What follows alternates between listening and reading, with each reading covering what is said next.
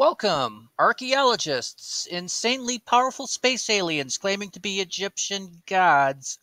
Are we sure this is Doctor Who and not Stargate SG-1? This is episode 302 of an Unearthly Podcast, streaming live on the 24th of April, 2019, and featuring Pyramids of Mars, written by Stephen Harris, and starring Tom Baker as the Doctor and Elizabeth Sladen as Sarah Jane Smith. I am your host for this season, Randy Ronson McCulloch. And with me on the panel tonight is our technical director, Matt Winchell. I'm totally not having a meltdown. I totally remember everything. Everything! Tim the Enchanter Sheridan. I thought pudding tat. And Thomas Fireheart. Note to self, don't go to showings that late when you have a podcast next day. Word to the wise. Bill Sylvia, the Man in Black, has taken an extended vacation from an Unearthly Podcast and will be back at a later date. Yet to be disclosed because he doesn't know when the workload is going to relax again. He's basically burnt. Mm-hmm. He just literally doesn't have the time. So, it's now the bottom half of April. Almost May. And around here, we're actually seeing weather in the 60s and 70s. I think we broke 80 once. They're going to get snow this weekend. Are we? That's the rumor mill, although that could have updated and changed. Wisconsin weather, everyone. God, I hope not. If we do, it's going to be like the last two where it's just going to stick to the grass and then melt immediately the next day. Well, no, it's for the bipolarness of our weather, Bob. Oh, whether I should be having my wind. You're cutting in and out wildly. Hello? Yeah, hello. Okay. Yeah, I just said, the bipolarness of Madison weather bothers me. Because I never know when I go to bed at night whether I should have my window open or closed. Last couple of days it's been open for me. It's been very comfortable in here. Okay, yeah, it's not going to be snow down here. It's going to be rain. Still, high of only 40. Didn't catch who that was, but somebody's popping stuff. Please don't. Yeah.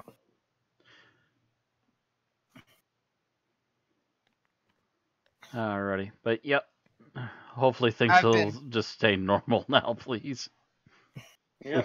One thing I have been enjoying, though, is the fact that I finally convinced US Cellular to get me a new phone. Nice. I am now the proud owner of a Samsung Galaxy S10 Plus. And Plus means better.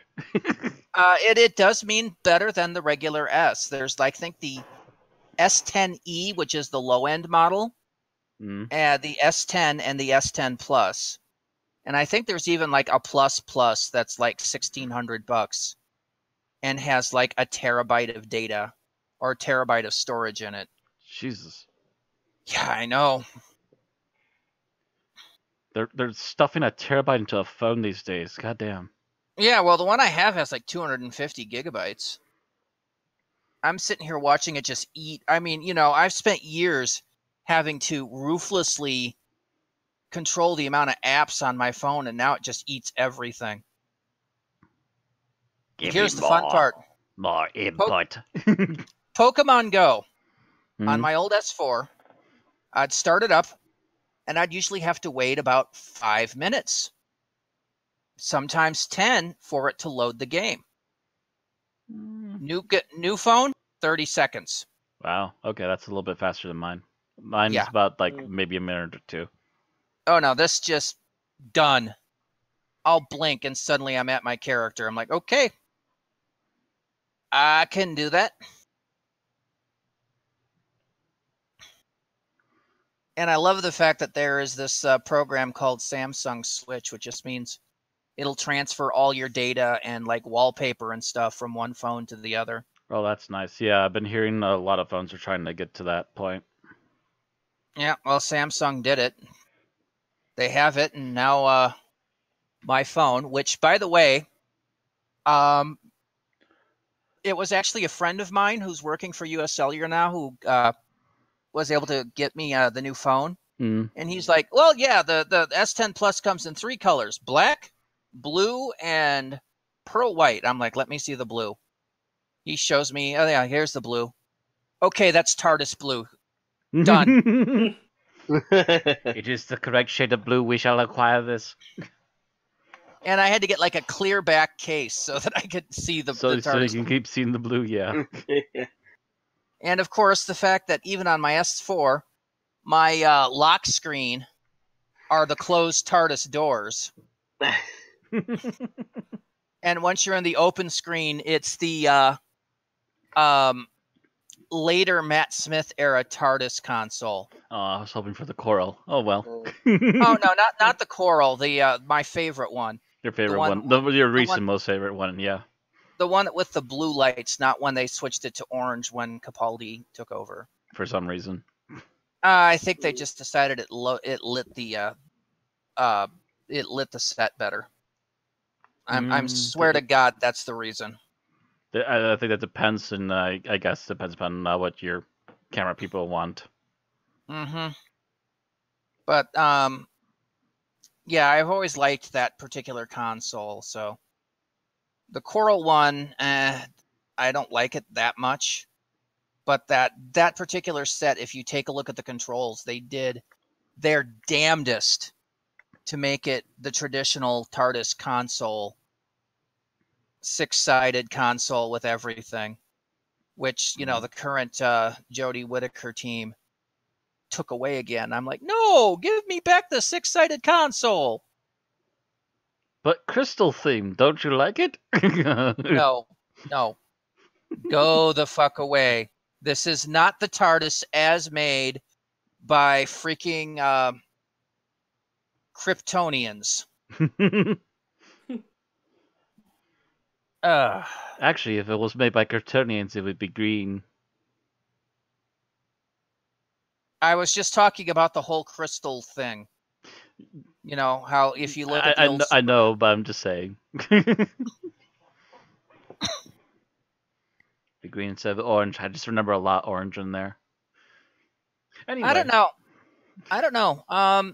I think there were different colors if you looked on Krypton itself. Other than it would have been overly white. Oh, you know what? Yeah, if it was on white, if it was the live action, it'd be just blazing white and reflecting white too. Mm-hmm. Depending on your outfit. Yep. And the hologram, the TARDIS hologram would be what's his face, Marlon Brando. I'm sorry, Doctor. I cannot do that. All right. On tonight's show, I don't know how to do Marlon Brando. Will be birthdays, followed by what tiny little pieces of news there are. Actually, you know what? I'm going to change who actually has the news over to Tim, since Thomas is going to be doing a lot of talking in Geek Talk. So everybody has a little chance here. Yay, chance. Because Thomas has a whole bunch of movies to talk about. He went to go see all the movies, which is good because our news is non-existent. This will be followed by our episode review, or the episode summary, our review, our final thoughts, and our ratings. So, let's go right into birthdays. Starting with the 18th of April, which was the day after our last podcast, and 4 birthdays on that day alone.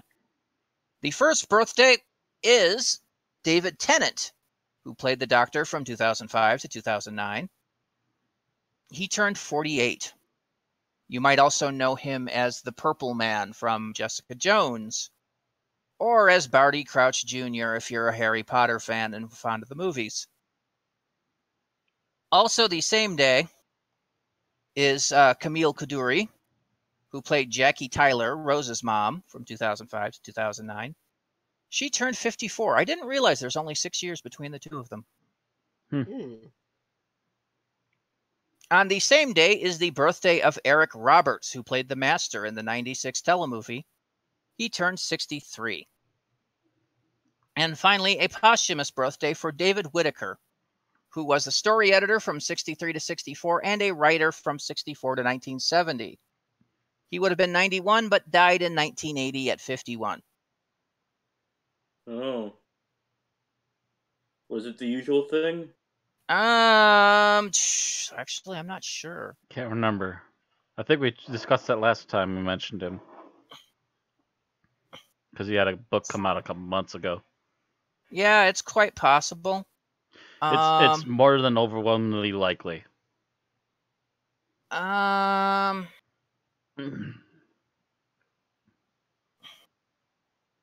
he had the big C. Yep. Yeah, anyone involved with studio productions back in that time was way too close to asbestos a lot of the time. Even that, a lot of the writers' pens back then were huge chain smokers. That too. So that just multiplies on top of it for a guy like him. Yep. All right, so then we go forward to the 20th April and the birthday of Louise Jameson, who played Leela from 1977 to 78 and repeatedly in Big Finish. She's turned 68. I was gonna say she gave it up. Well, she that's the last time she was on Doctor screen, Who, yeah, as Leela. And the 1977, she started, her first episode was like in January of 77, and her last episode was near the end of 78. So she had 2 full seasons, even if it sounds like it was only 1. Mm-hmm. And then the 22nd of April has the birthday of Michelle Ryan as Lady Christina D'Souza in 2009's Sands of was that Sands of Death or something like that? Planet of Death, I thought it was. Planet of Death. Planet of Death. Okay, she turned 35. Sorry, the names of the Magic Bus. The names of those movie the one specials era occasionally befuddle you. All right, so those are our birthdays. Happy birthday to David, Camille, Eric, David, Louise, and Michelle. Any happy returns. And that takes us all the way through our news section to our Big Finish news. Big Finish, hooray! So we have news. The 7th Doctor teams up with the Mags from Greatest Show on Earth in the first of 3 adventures in the main range. Or are they now called monthly adventures? Doctor Who, The Monsters of Gokroth, is available now at £14.99 on CD or £12.99 on download. All CD purchases unlock a download option via the Big Finish app and the Big Finish website. I will say something on this. I usually try to summarize the plot for this episode. I literally could not for this one. I sat there and looked at the summary they gave, and I tried to paraphrase it, so all that, and it's just like, oh, this is kind of broken as to what this is supposed to be about. I'm a little bit confuzzled, so I didn't even try. Well, I'm guessing it has to do with monsters and some place or time or person called Gokroth.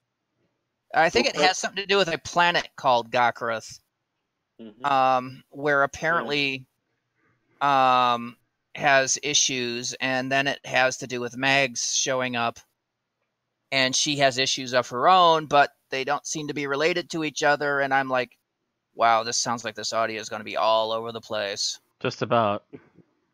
I can't wait. I also can't wait for Captain Jack teams up with Joe Jones in this latest addition to the Torchwood Monthly range. In it, Joe returns to Linfair Fatch and learns that things are not what they seem. The town has lost its soul, and there's something up again with the maggots. Torchwood, The Green Life, is available now, priced £9.99 on CD or £7.99 on download. And don't forget that all CD purchases unlock a download option via the Big Finish app or the Big Finish website, if you've forgotten the time it took me to read that. Since the last time I read the last piece of news. Yeah, well, it's not usual. Usually it goes to, Bill or myself.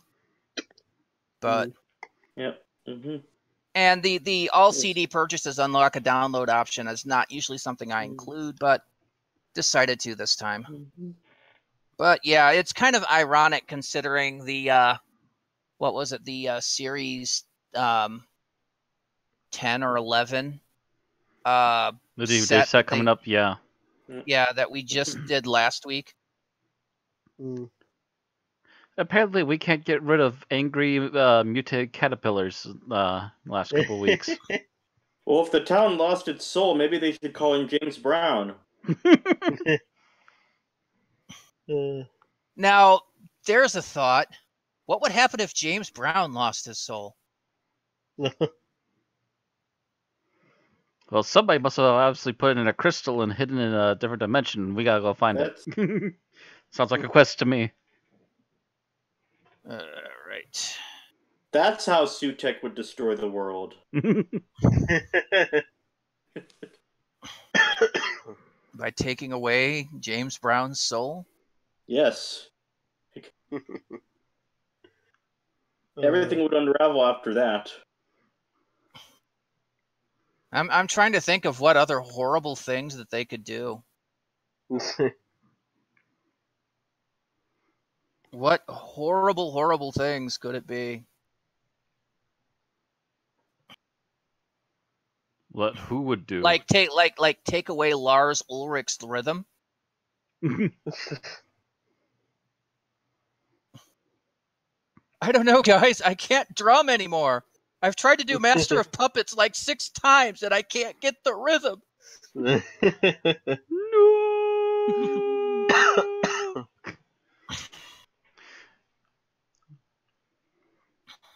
All the horrible things we could do to music. I can't find it. What do you mean you can't find it? I can't find any digital copies of music since before the 2000s. Since after the 2000s. So, with all the disaster going on in music, who's the person that has the best singing voice? Oh, well, with all that's left, it's Ringo Starr.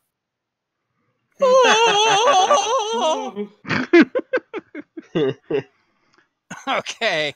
All right. I don't know. I would argue for Floor right now because she's been amazing. But anyway. All right.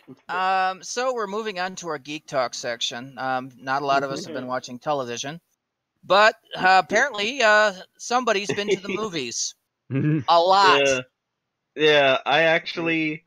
The funny thing is, on top of those 5 movies that I've got listed, I also saw Captain Marvel a second time, and Infinity War in the cinemas for a 5th time because they did a showing the night before Endgame came out that I went to. So I went to the movies 6 days straight, and I saw 7 movies over 6 days. Well, the theater company ought to know you by name at this point. Yeah, our regular customer, welcome. For keeping them in business. Mm-hmm. But yeah, Us was the first one I saw, and I'd been meaning to see this for a while. Which one? The movie Us, the Jordan Peele movie. That movie, I'd been like, I was like, considering I loved Get Out, I was like, okay, he's done another one, I'm going to this. But I'd mean to see it earlier, but because of just lack of funds is why I saw like all of these together, basically. And this movie is, if you haven't seen it, go see it. Holy shit! Like I actually read something that was kind of funny after seeing it, where apparently Jordan Peele was kind of pissed about the like confusion over whether Get Out was supposed to be a horror comedy or a straight horror or whatever. So when he was making this, he was just like, okay, fuck it, straight horror. And honestly, it shows, because of all the horror movies I've seen since I stopped being able to be scared by horror movies, high praise though this might be, and this might not be the case for a lot of other people, but this came very close. I don't know what exactly it necessarily was about it, but this movie actually got to me. And for me, anyway, considering horror movies can't really get to me anymore, as far as I'm concerned, like, that's the highest praise I can give it, is that it actually got to me. And the funny thing is, while I was watching it, I realized, well, I don't really know much about the Twilight Zone, but suddenly him doing Twilight Zone makes a lot of sense, because this movie does feel like a movie-length episode of the Twilight Zone. Mm. Apparently it was actually directly inspired by an episode of the Twilight Zone. I don't know if it, like, means that he, like, necessarily pinched stuff from the episode he took inspiration from, and I won't name it. But yeah, the actors are all good. It's actually kind of funny because the lead actress and the guy playing her husband in this are both from Black Panther. So it's kind of funny seeing the guy who played M'Baku playing this, like, still very muscular, but he's almost playing like a kind of a dork in a way. Like, he's just this big softy, and it's like, damn, that's a weird transition to see him playing a role like that, considering what I'm used to seeing him as. But he pulls it off and makes it work. So yeah, I just say go see it. There's not really much else I can go into with that, but yeah, I would say that is, like, just give me more Jordan Peele horror movies, please. I'm gonna throw this out here because I've heard a lot about these movies, but I haven't actually seen them. Have you actually seen Get Out? Yeah. Okay. Because one of the few opinions I did hear was that it's not as good as Get Out, but they still agree that it was still a very good movie. I think it probably depends upon your taste in horror, maybe. Yeah, it depends on your taste, because while you can argue that Get Out has a lot of comedic elements to it, this kind of has moments of comedy, but otherwise is basically a straight horror movie. So okay. It kind of, yeah, again, so taste it kind may vary of depending on what you're looking to see. Yeah.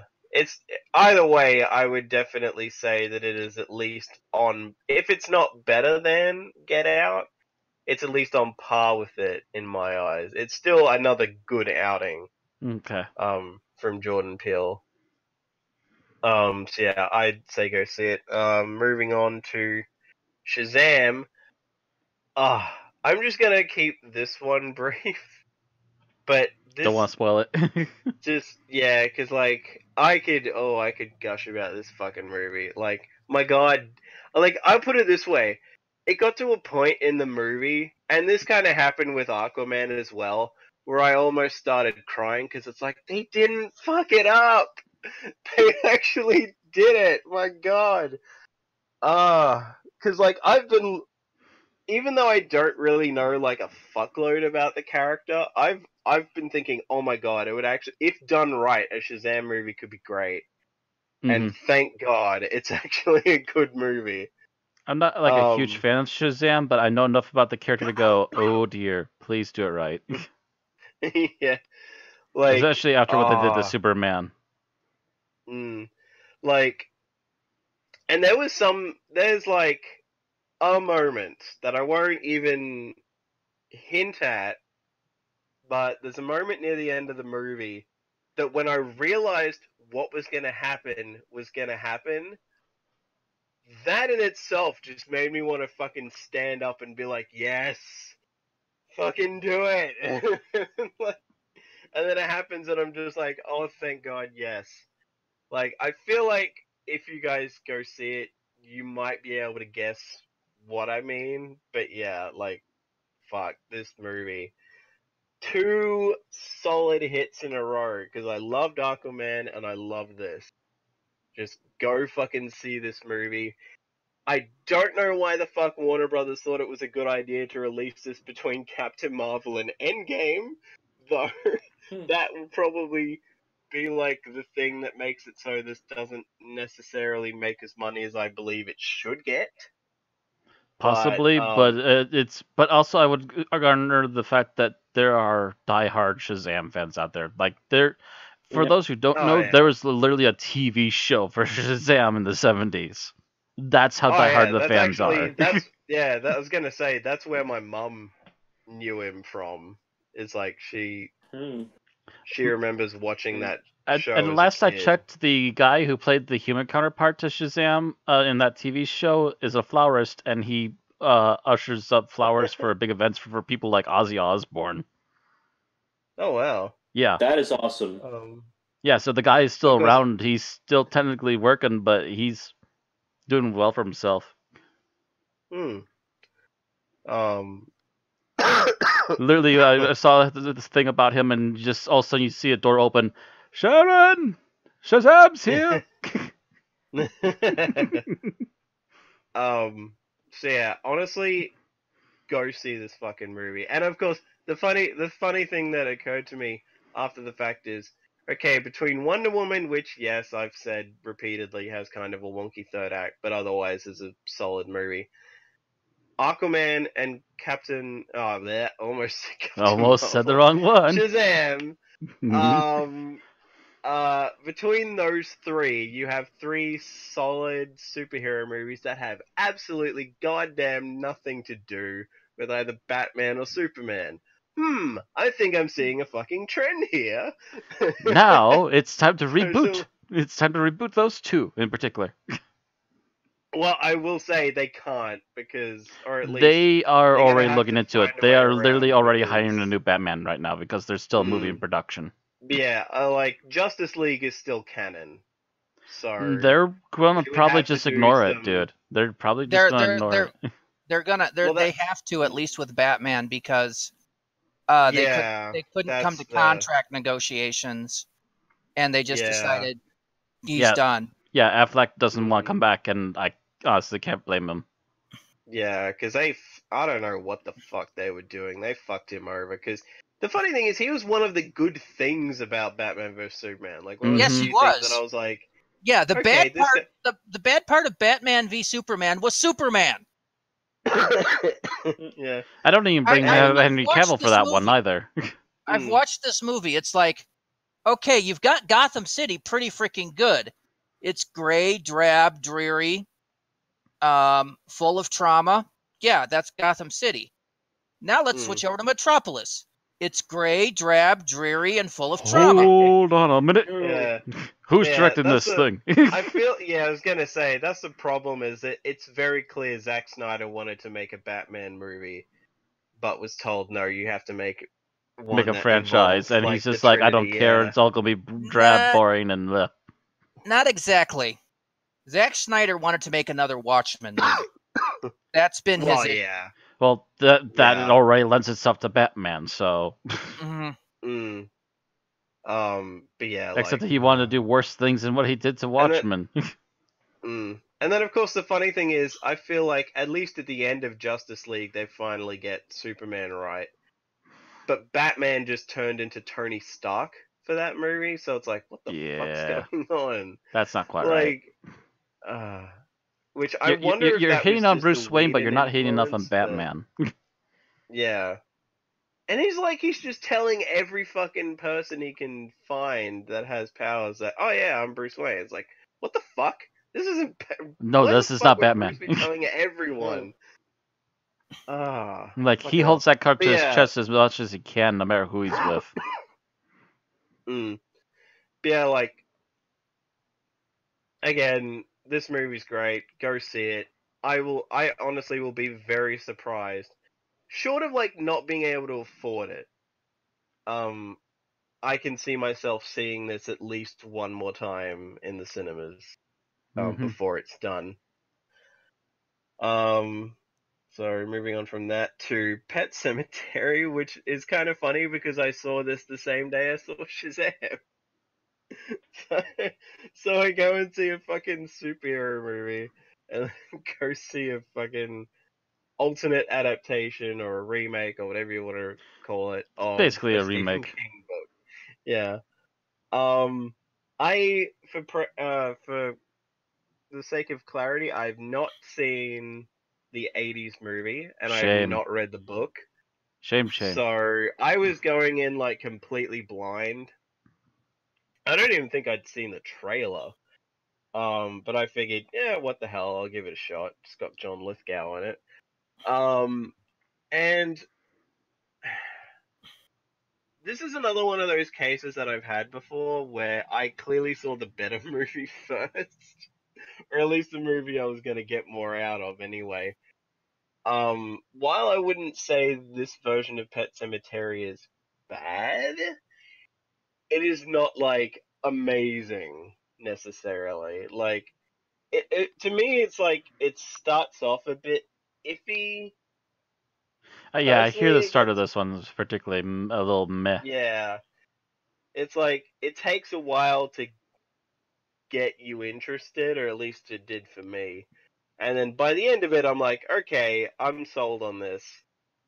But yeah, it just takes a while to get there.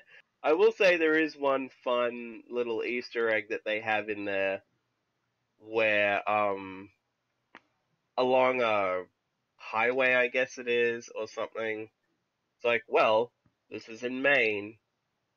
So there's a fucking road sign saying that Derry, Maine is 20 miles away. It's like, Of hey, course. I actually picked up on that. Of course. Like a slight nod to it. Mm-hmm. Probably the closest that I we'd I ever be able to think get isn't to a this nod the to same company that's making the It movies? that. I think so. I'm not entirely So they're sure, totally allowed but in universe to make those mentions. um, but yeah, I would say if you're interested enough, like, go see it in the cinemas, but if you're, like, curious but not, like, I want to drop money down to see this in the cinemas, like, wait until it's on either streaming, or you can rent it cheap on YouTube or something like that, and then see it that way. But I would say it's worth seeing at least once. Quick bit of input from other horror fans. I will add that they say this movie's good. It starts off a bit slow though, and while it's really good, it still doesn't beat the overall feel of the original, which is a lot more iconic at this point. Also, which I is forget. actually kind of funny in a way, because I do remember watching a podcast about that, a horror channel that I followed did about this movie, and of what I watched, because I haven't watched the whole thing, the main host of it, like, the guy was basically saying that he preferred this to the 80s movie, but only in, like, very specific instances, because Yeah, basically. he isn't. It was basically a case of he wasn't all that much of a fan of the original compared to the book, and it's a similar situation here where he probably still prefers the book over the two movies. But, like, there are some decisions made, like, they get rid of like, there is no Indian burial ground stuff in this at all. See, that already bites it pretty hard for me. I love supernatural stuff. There's supernatural stuff, but it's just not tied to the very lazy, which ultimately it is kind of a lazy thing to fall back on, is the Indian burial ground. So they've come up with a new reason for it. It's like, it's still a supernatural thing, but it's kind of unexplained. This is the idea is basically that this has been here forever, potentially. That's kind of what they hint at the 80s movie too, is that they're not sure what the reason is. The ground's just gone sour. the natives have like stumbled onto it, but it isn't like inherently tied to them. Yeah, it's not Um, necessarily even a burial ground, even in the original movie, I would add. But it mm, is considered a unusual place, and the Indians did leave some sort of marker there. mm, um, but yeah, in any case, I'd say this is worth seeing at least once. If you're interested enough, go see it in the cinemas. If not, you can wait. So after that, move on to the Lego Movie 2. I honestly was not necessarily that hyped after a while to see this, but I still wanted to give it a shot, and honestly, I'm glad I did. Because I don't know, because this is very much going to come down to a personal choice. I would say this is just as good as the original, but for different reasons. Okay. Yeah. You gotta keep. Yeah. A movie like this, you need to keep it fresh, but at the same time, you don't want to wander off too far, or otherwise you lose audience. Yeah.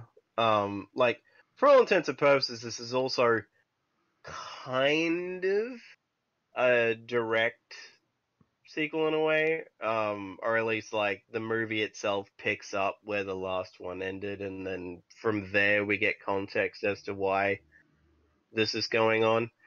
I must admit, it was kind of funny to see like, like the whole Lego stuff and them interacting with Duplo in some areas, which was a thing at the end of the first one.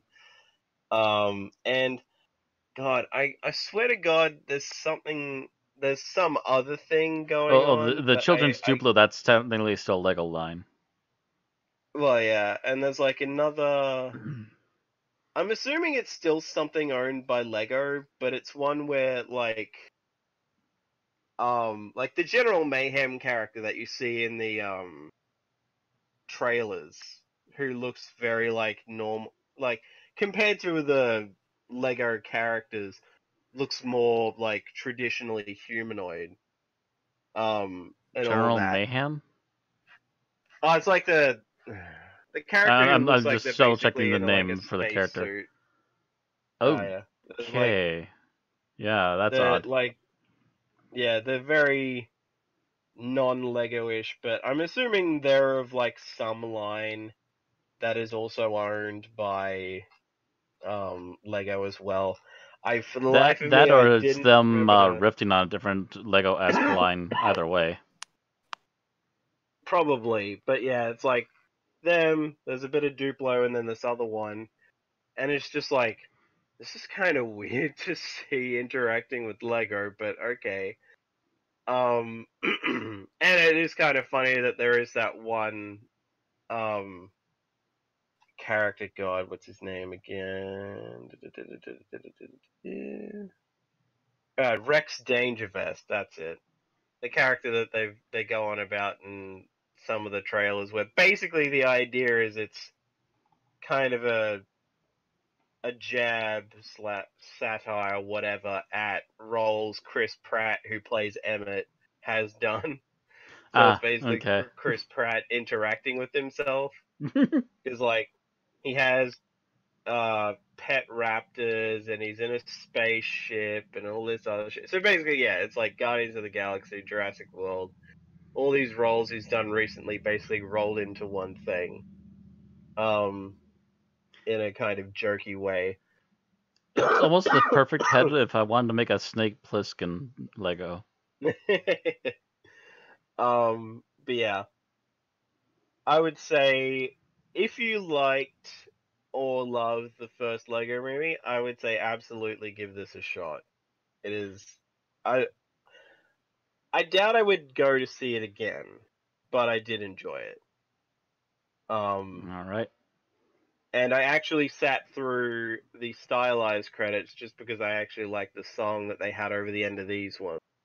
Because there are a few songs in this movie as well. But yeah, I would say go see it, or at least, wait for streaming or whatever. It's up to you. And the big one I saw I just last copied night, it. and because I didn't get, and then it took me until, yeah, it was like Yesterday? 20 minutes after midnight that I got, like, this morning that I got home, because it ended, like, 10 to midnight is when it ended. My God. Without saying anything, because I obviously don't want to anyway, because I want people to... I'll say this much. Any context you might think you get from the trailer, forget it. Because I thought I had an idea of what this movie was going to be going into this. And in the first, like, 10 minutes, this movie was like, fuck you, that isn't what this movie is. But in, like, the best way possible, that it's like, oh, it's completely subverted my expectations of what I thought the plot of this movie was going to be. Took all your expectations, bundled it up, and yeeted it off a cliff. Oh my God. Like, and I think the best way that I can describe this movie without spoilers is that this is a celebration of the MCU, is what this movie is. It is a celebration of where we've been and where we are now. This I is just like a believe that's celebration of also the very whole similar thing. words to the other spoiler-free review I've heard so far. Which the funny thing was, is my mind came to the fact that I've seen, like, Linkara say that, well, Crisis on Infinite Earths from DC was, like, you know, them celebrating 50 years. And this has been Marvel celebrating, like, what, 11 now? But yeah, like, there's a lot of stuff I didn't expect from this movie, thank God, and that's why I'm so glad that the trailer, basically, if you have seen the trailer, you haven't really been spoiled at all, or at least not much. Like, you'll like, oh, all these characters are gonna be here, but the actual context to what's going on, yeah, just go see this fucking movie. If I don't see it another 2 to 3 times, I'll be surprised.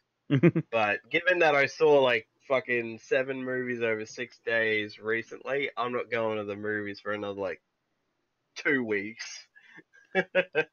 Godzilla's coming. But yeah,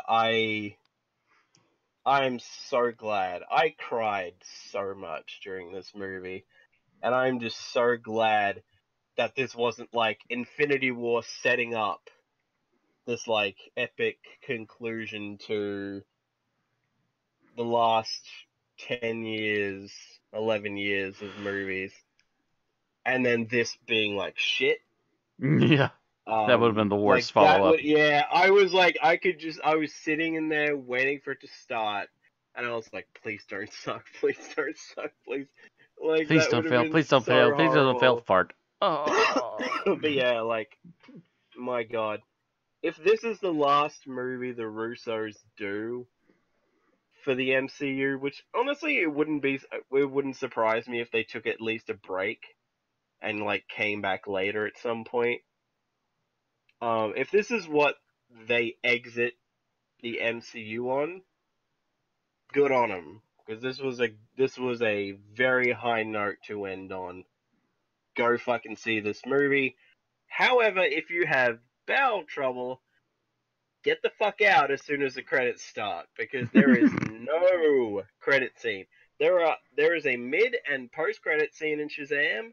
There is nothing in the credits of this movie, which, in hindsight, talking to a friend about it, yeah, it kind of makes sense that there isn't one, because what the fuck were you gonna do? Hype What were Spider-Man you gonna Far hype From next? Home? Yeah.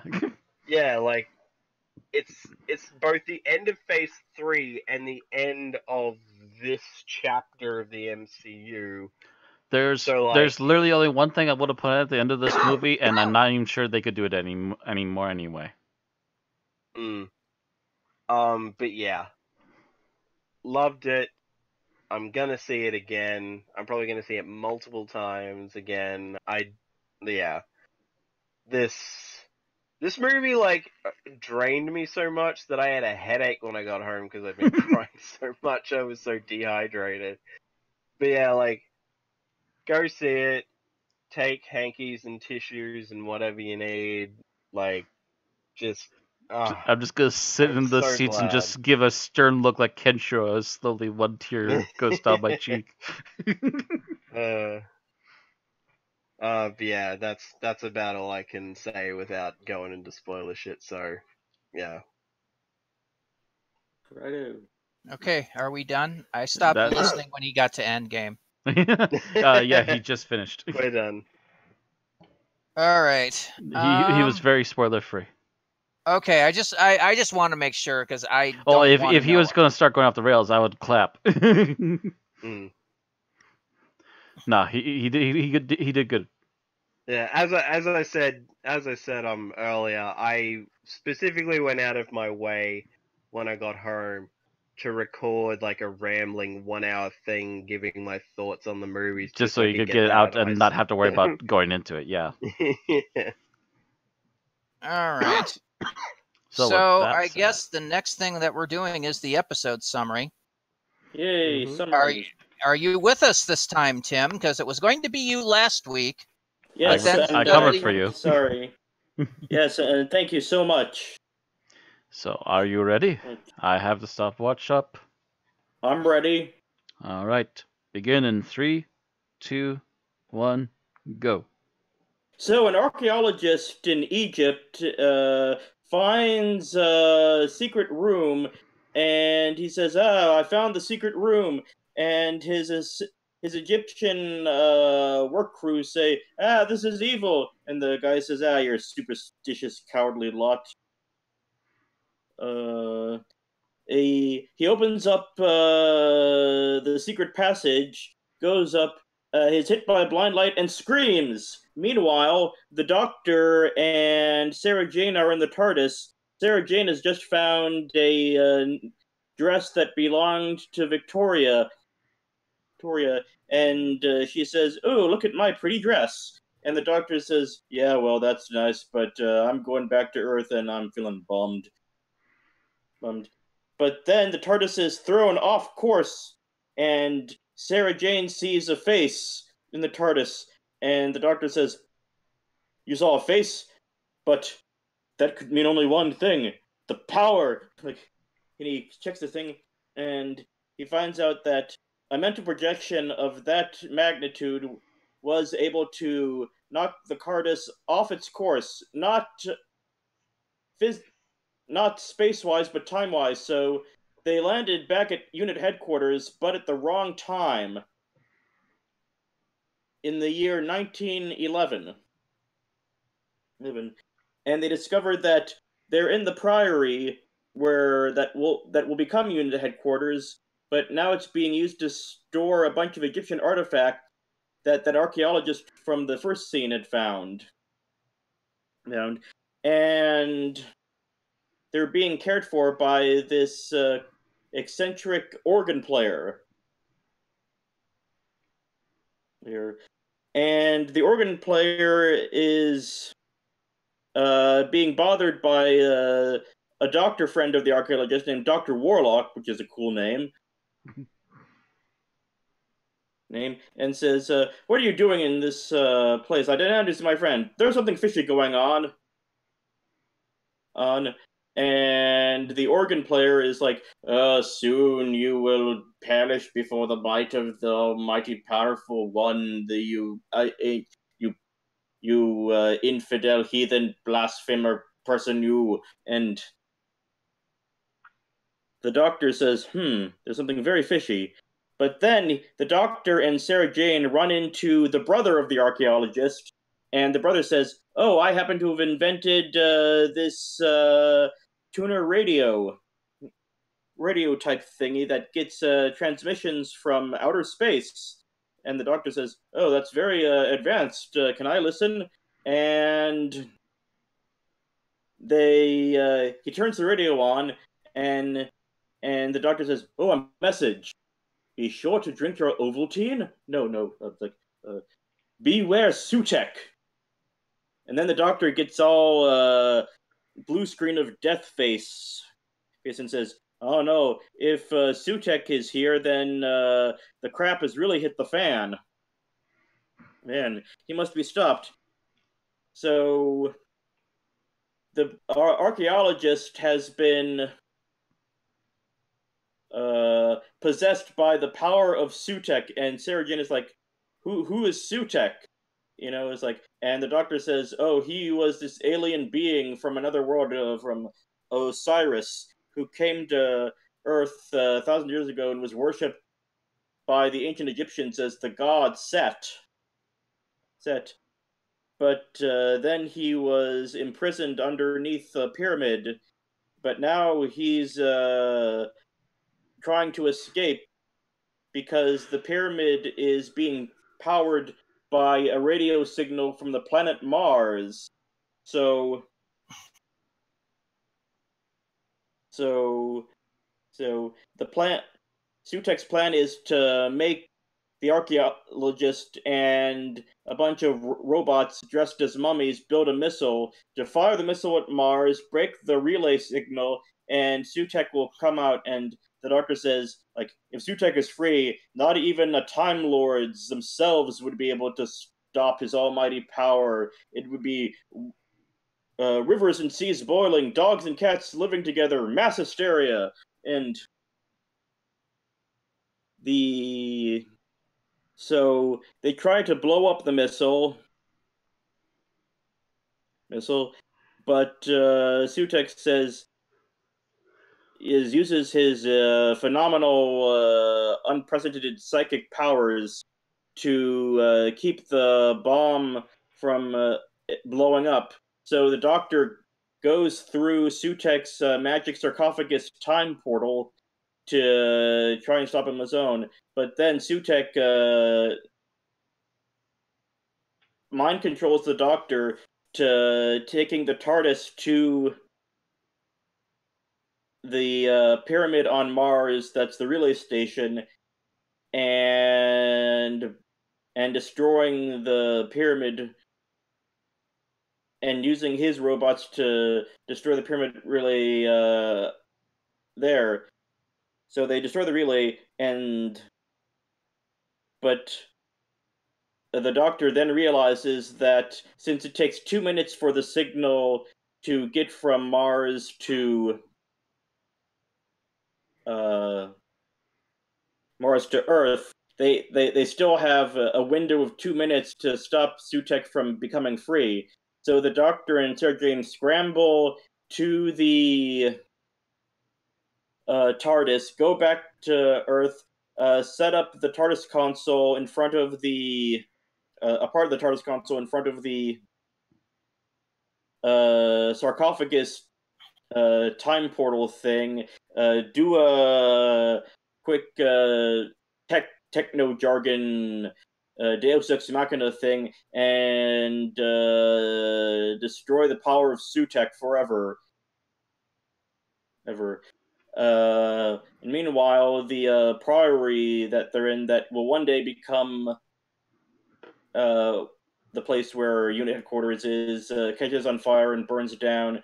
But the day was saved by the Doctor and Sarah Jane. The end. Oh, and everyone else got strangled. The end. Okay. Oh no, Thank I you, got Tim. strangled at the end. Added an extra second for that. All right, you did it in 7 minutes 9 seconds. Thank you, Okay. Tim. As always, after your review, or your summary, my sanity has to check itself at the door. All right. So let's talk about what we liked about the serial overall. And guess what, Tim? You're actually first. Oh wow. Woo. So I really loved the set decoration in this episode, like just the lighting and the colors of the colors of the sets, the paints, the especially the blue screen effect in the final relay station on Mars, and the strobe effects in the portal. this was one of like the most visually impressive classic episodes of Doctor Who I've seen. I was about to say class. What? Classic. Yeah, you said classically afterwards. It's like, oh, okay. Yeah. All right. Matt, how about you? Thing I liked overall, I can't say enough how good it is to have a serious villain you could feel can eat the scenery, but also could benchmark to the level of threat that you need. And Sutek Yeah. just does all of it. Pretty much this is, I think, the first time since Omega. Yeah, so the first time since Omega that we had a villain that's at this power level, but also the guy who's playing him is just enjoying every minute, and you can hear it in his voice. Yeah. Yeah, unfortunately, Davros would not get seen chewing until, I think, his third incarnation.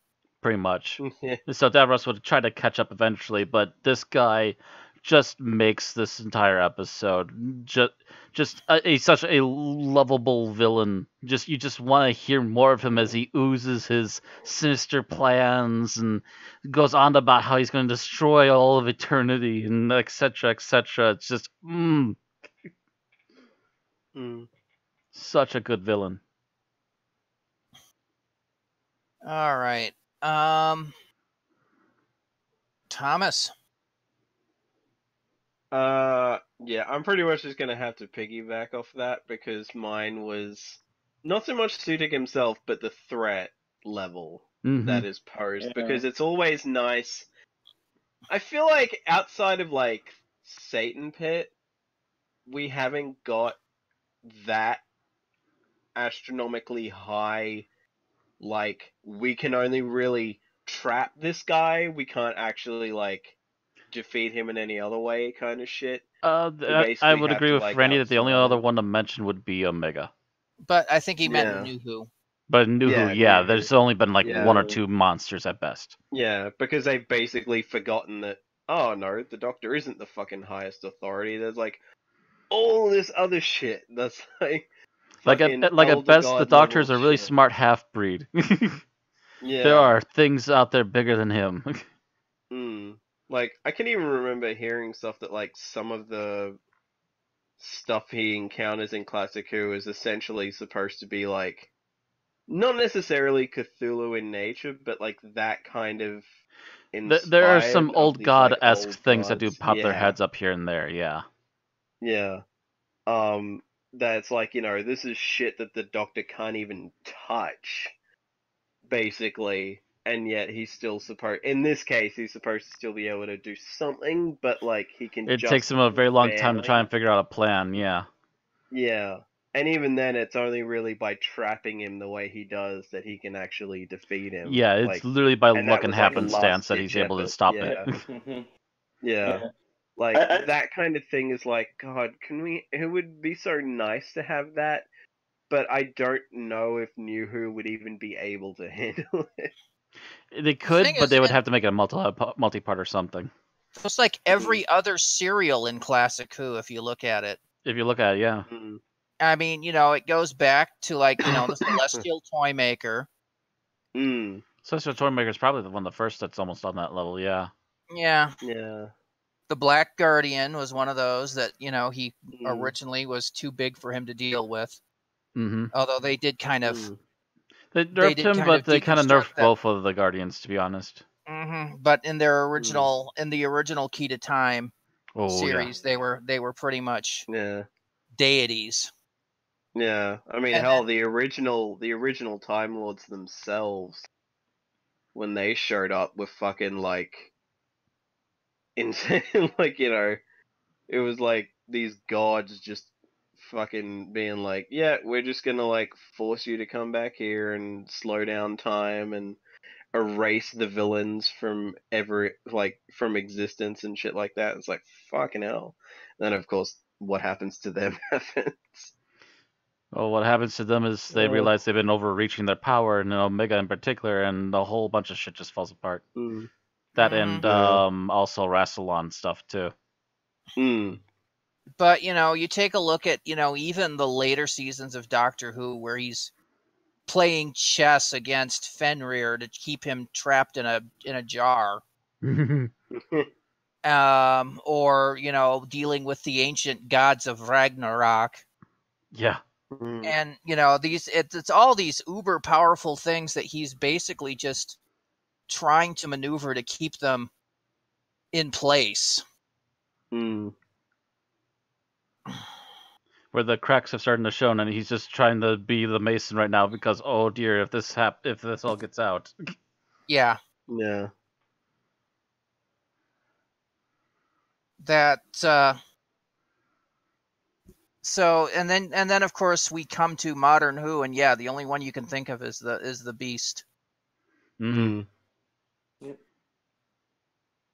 We haven't had him come up against the uber threat that he's just trying to shut down.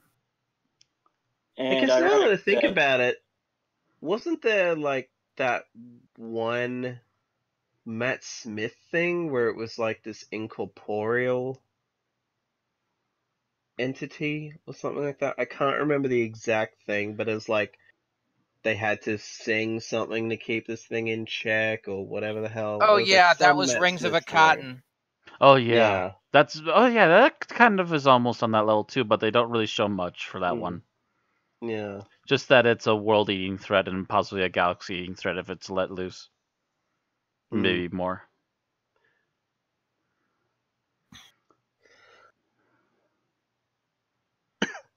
That one's a little weird because people are treating it like it's that level of threat, but the Doctor's like, no, it's just a parasite. So, well, that's him dissing it pretty much, yeah.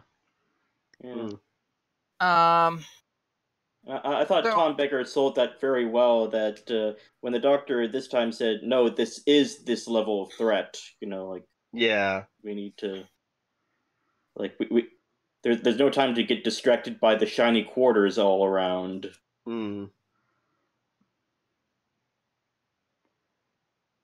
All right. So that takes it to me. What I really liked is I'm going to kind of piggyback on what you said, is I really liked the acting in this. Tom Baker was really on as Tom Baker. You had Sarah Jane being unbelievably good, and the acting of all the supporting cast just made it all believable. So yeah, I just really liked that. So yeah, like we get like a bit of comedy, but Tom Baker's Doctor is taking this as seriously as he can. Yeah, there's some light moments, but there always is with the Doctor. Yeah, there always is. Actually, I'm going to hold on to that. That might be a favorite moment. So never mind. I was going to say something about that. Yeah. There's a couple of mine that I'd love to say, but I want to hold them on. I want to hold on to them. Okay. So, what didn't we like about this serial? And Tim, you are first. Some of the interactions between Sutek and that possessed archaeologist were kind of face palmy. Not on Sutek's part. Sutek was awesome, but the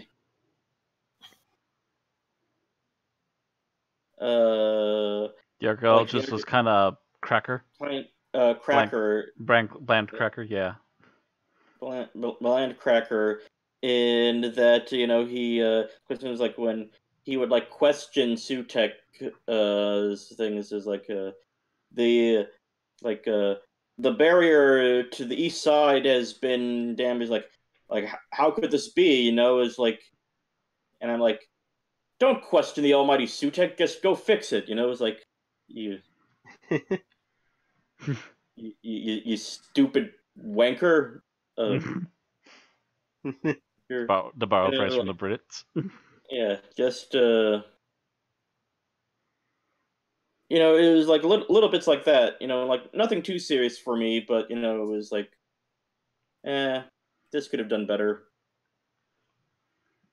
So it's really a nitpick on my part. Okay. Matt?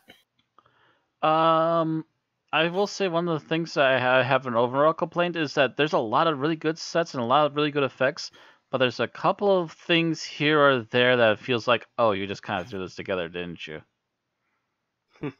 Like, for instance, anytime we're in the seating room where Sutek's being held, it kind of just looks like they just took 5 different kinds of paint and splattered it on the wall. And there's also a couple of blue screen effects. There's blue screen effects that work really well in this episode, and then there's a few where I'm just like, oops. In particular, I remember some of the going to the oh,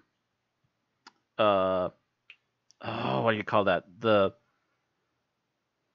casket or whatever? No, it's not casket. I'm trying to remember what the word is. Sarcophagus? The sarcophagus. When there's people going through the sarcophagus through the time vortex. There's a couple of them that work really well, and there's a couple of them where it's just like, oops. And apparently there's even worse ones that they actually legit cut. So they at least try to keep some quality, but there's still a few of them where it's like, oh well. and that I will again agree with Tim is just a nitpick. There's just a few little bit, and then there's most of it's just like, oh yes, give me more. All right. So Thomas. I'm pretty much just gonna go with like the God, why am I blanking? Sutek's like dog head thing that shows up a few times. Oh, when the possessed guy goes full possessed. Yeah, No. like that When- at the actual end of the episode, and then like near the start of the serial is like in episode 1. It shows up like 3 different times at least, and I'm You mean like, the paper mache head of doom, yeah. yeah, like that thing just looks. I don't know, like it just looks so crap, and they have to like freeze frame basically because no one can actually move around because it's just something This that one? they've edited over his head. Just copied it in Yeah. general chat. Yeah, the Like possessed guy in particular does that a few times. Yeah, like in that one shot, it kind of looks cool. Yeah, but, there's a couple like, shots where it looks alright, but then there's a few other ones where it's like, oh, that's kind of awkward. Yeah, because he can't move at all because it's like, oh, we've just superimposed this over his head, so don't move. He can't move. So it's just like, if they made a version that he could actually like walk around and whatever with, it's like, okay, that'd be nice. But it's like, I think it's limitations. yeah, it just looks a bit wonky. And of course, the first time you see it, it just like it looks like it's got this really weird kind of a smile on it.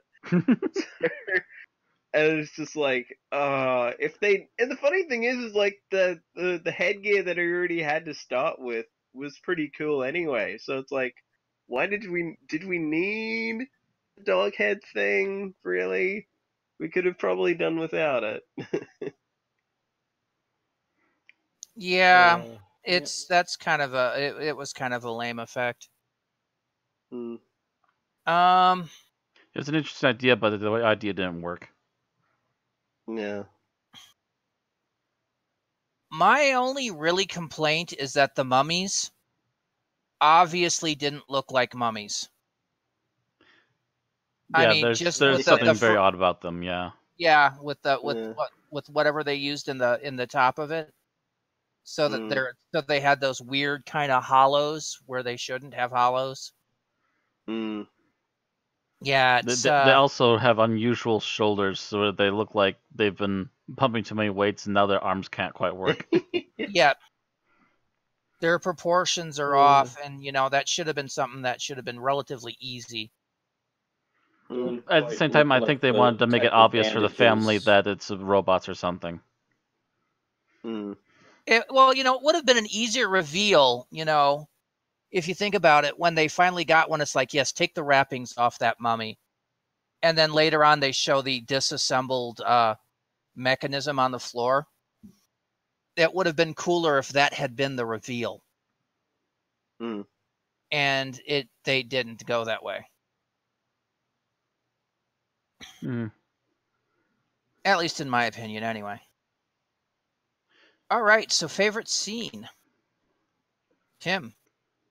I love the scene at the beginning where the Doctor is like all somber and moody, like, I'm a Time Lord, I walk in eternity, and Sarah's like, oh yes, you're so adorable, and get all Oh, I angsty. know. I lose the line. The Yeah, like just the chemistry in that moment between Elizabeth Sladen and Tom Baker was just perfect, I think. Which scene?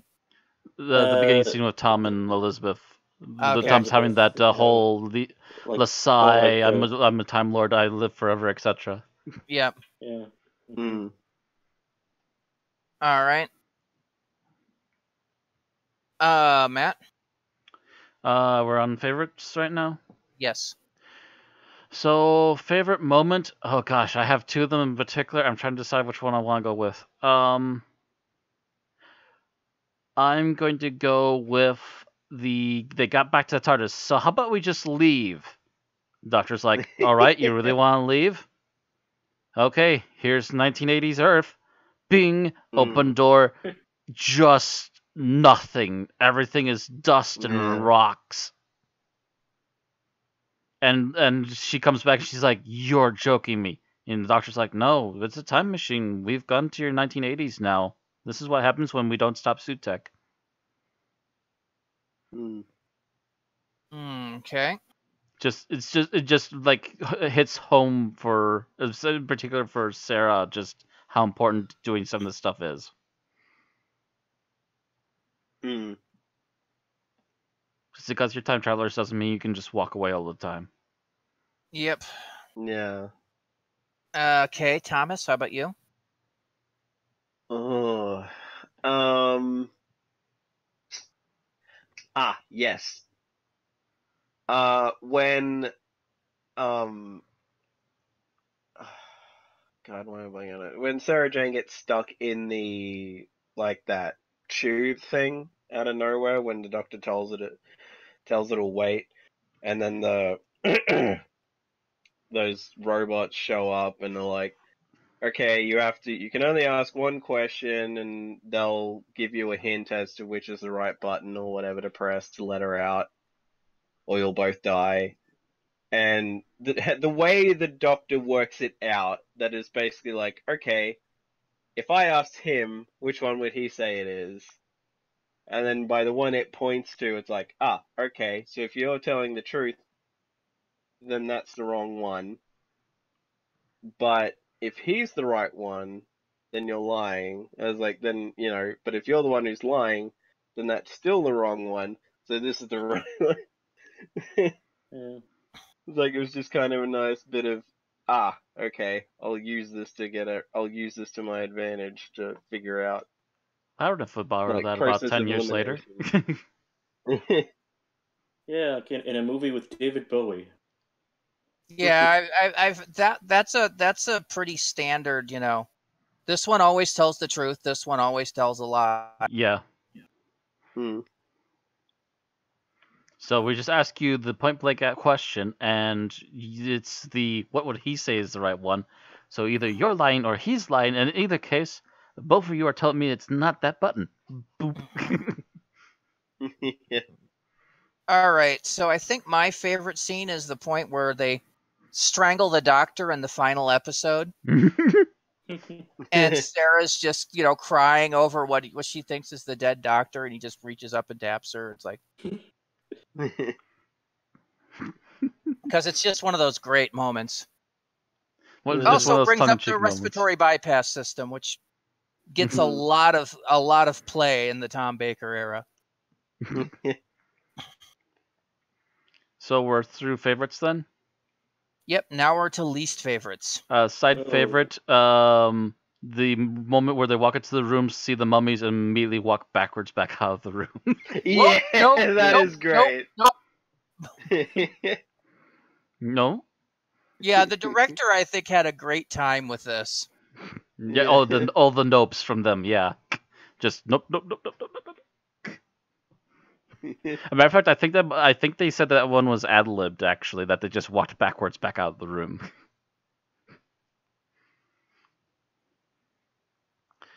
All right. Least favorites. So that would start with Tim. Yep. I think my least favorite scene is the scene where the archaeologist's brother interferes with the doctor trying to stop the missile, saying, "No, that's my brother," and despite the fact that the doctor is very clearly explained that that's no longer your brother is like dead. That's just the shell. That's just the shell of his corpse being animated, so to speak. Like that was kind of not right for me. I understand attachments, but yeah, that's just kind of lazy last second trying to get us out of ending this too soon loophole. Mm-hmm. Oh, what was that? I'm sorry, missed it. The whole the brother of the architect guy suddenly last second going, no, that's my brother, and stopping the explosion or whatever. Yeah, damn it, that was one of mine. Okay. I'm All right. Matt. not sure if we explained this one. The weird motorcycle belt helmet guy that just comes out of nowhere, and I believe he kills the guy. Yeah, I'm not sure what that was. Unless that was kinda Marcus looks like in some kind of... Well, it seems to be that like, because all that happens is that transforms into the archaeologist. So Marcus, it's like yeah. So like he came out through the portal thing looking like that, and then transforms back to normal for some reason. Like, yeah, it's a bit And it weird. also looks a lot like one of the mummies, at least in the head. Yeah, It's just kind of Yeah. weird. Yeah, that was... That was kind of out of nowhere, and they never revisit that to explain it. Yep. So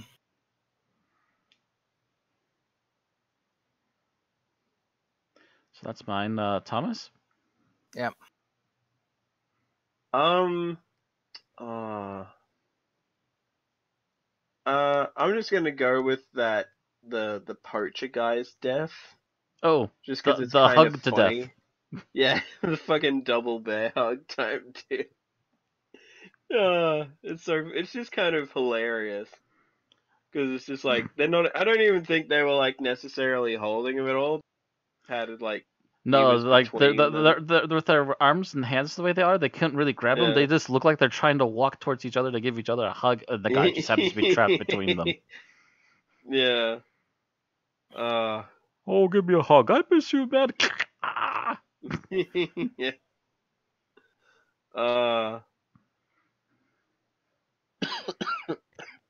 Yeah. All right. So funny.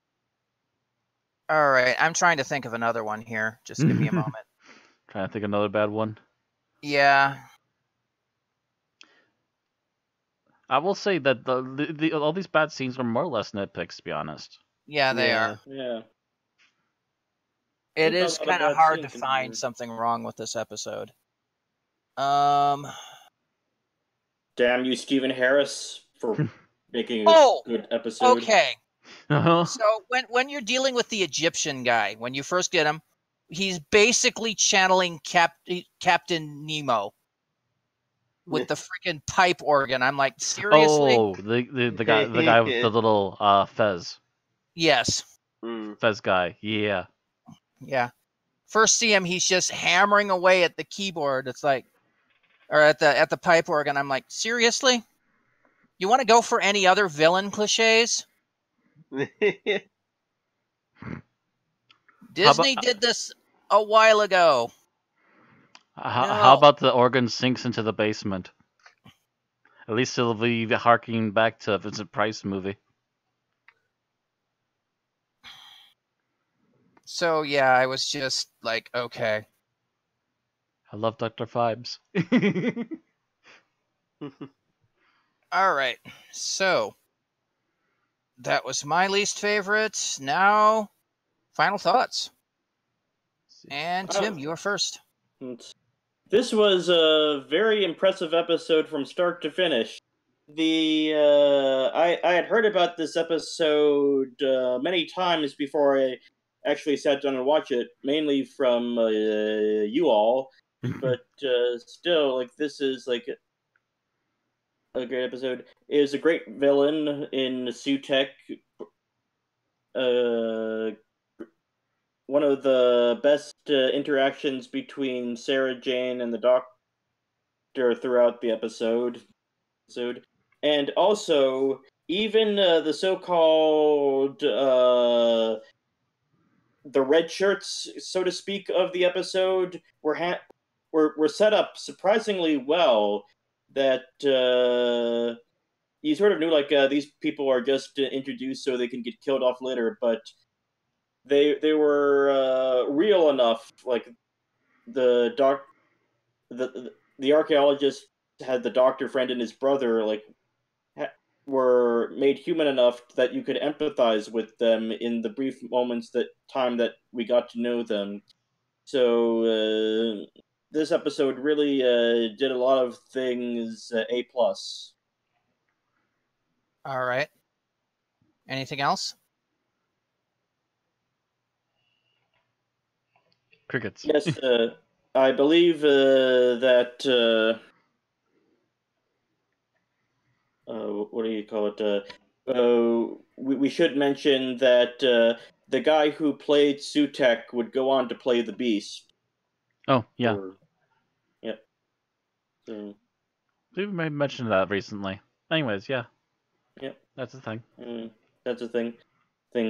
So good voice actor. Yeah, when you want a malevolent deity of death and destruction, call this guy. So that's it for me.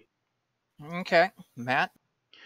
Oh gosh, this is probably the one episode of Tom Baker I've actually seen multiple times at this point. There's only a couple of other classic episodes I can say that I've seen multiple times. That includes Earthshock and The Five Doctors. And I think Dalek, the Daleks rather, the first Doctor episode. This one in particular, I think I've seen at least 4 times now. This is probably one of the best villains they came up with for the Fourth Doctor era. This is probably one of the more grounded and better written episodes that they had at the time too. The effects don't always work, but that's kind of what you get with 1970s. They tried their darndest though. You can at least give them that much.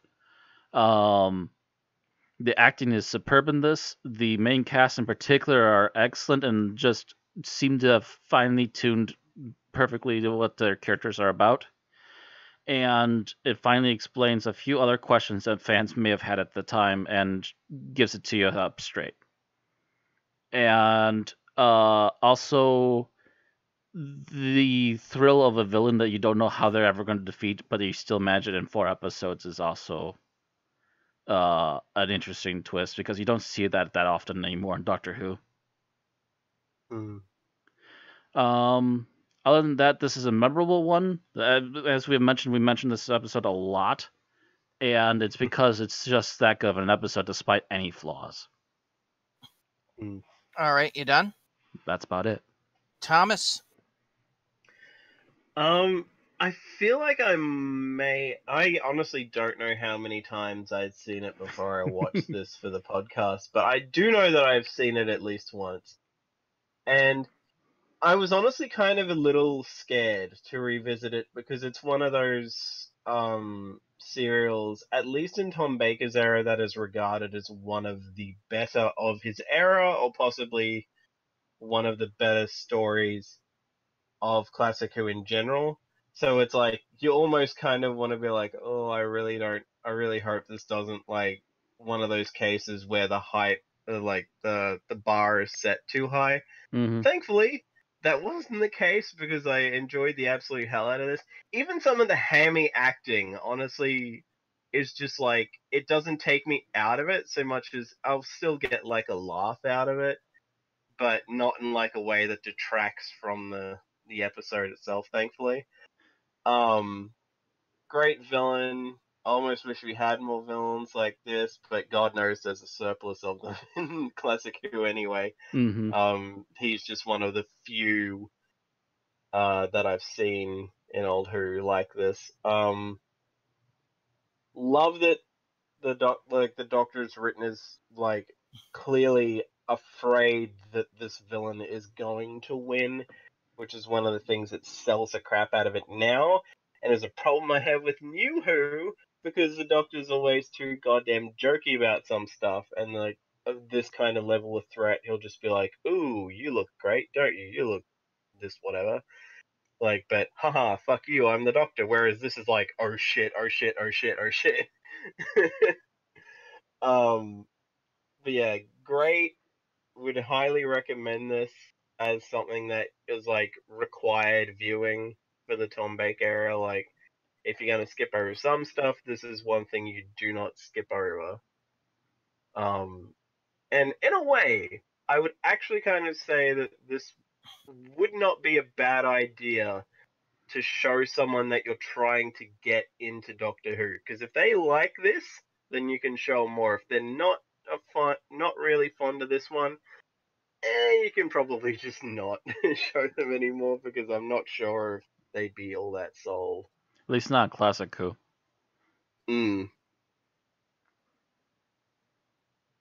All right. Anything more to say? No, that's about it.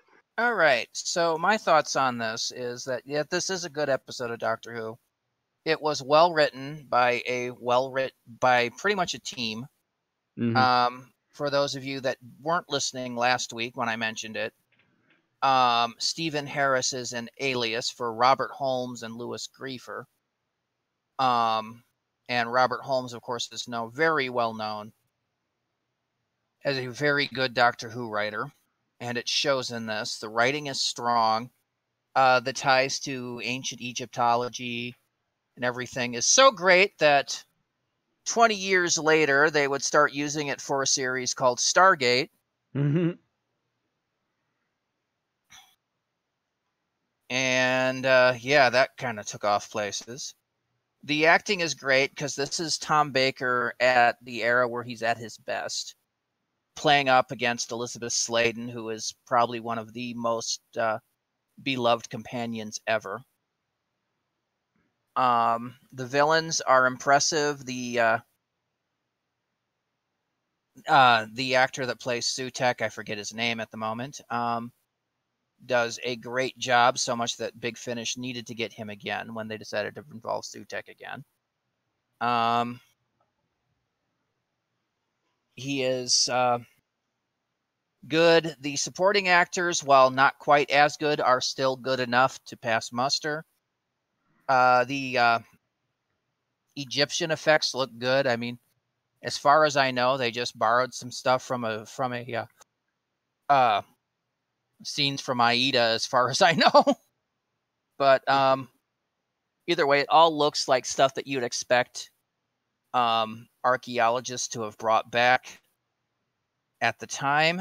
The special effects were okay, but you got to remember this was 1976. TV special effects were not that great. I mean, come on, look at classic Star Trek.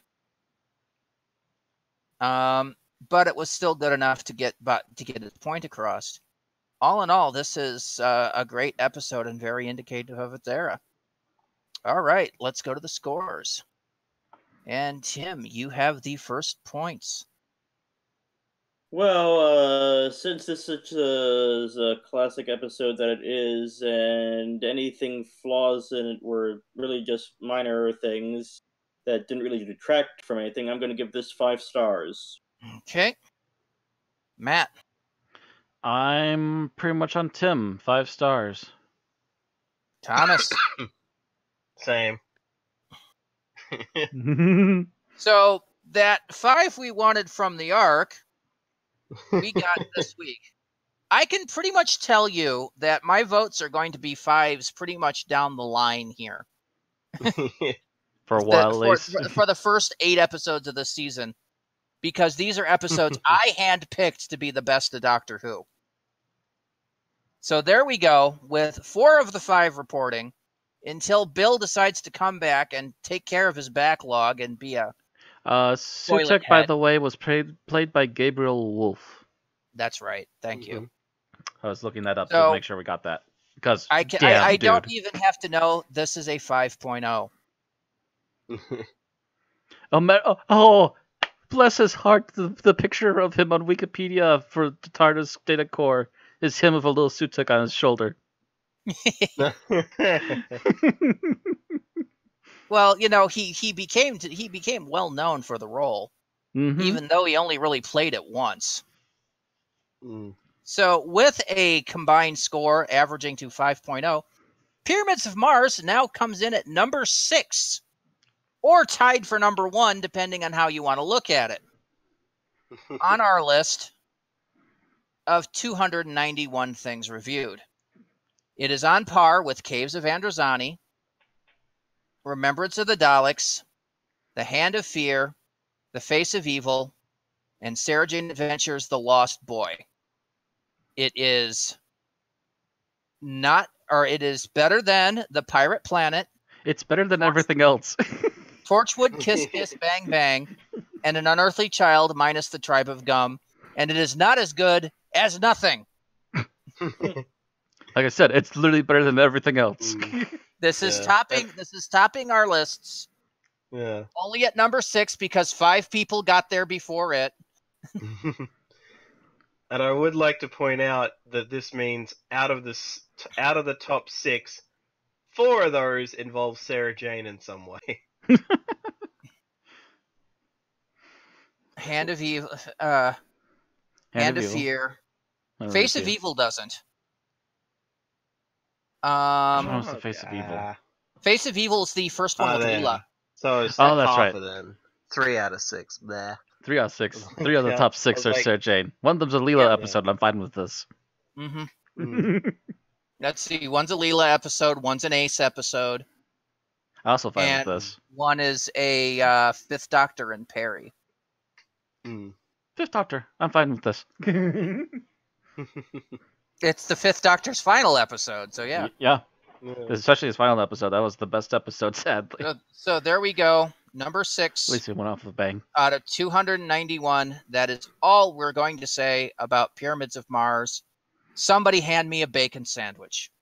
The age-old story, we might as well say it before we close it, of Tom Baker being trapped in a mummy costume and not being able to get his sandwich. They broke for tea and forgot left to get him in the studio. Forgot to get him out. And he's like, the whole reason I act is for the bacon sandwiches at tea. All right. So with that being said, and that finally covered, here's our title screen. And we invite you to please join us on YouTube if you want to catch our VODs. If you want to catch us live or also catch the VODs after we're done, you can also join us on Twitch. On YouTube will be Unearthly Podcast with a space. Twitch is Unearthly Podcast, no spaces. If you want to catch us on the social medias, we have Twitter with Unearthly Pod, no spaces. Facebook, you can find us on Unearthly Podcast, again, no spaces. And if you are interested in catching us on somewhere where you can donate, you can give us $1 or $3, depending upon what they're feeling like, at Patreon at an Unearthly Podcast. All right.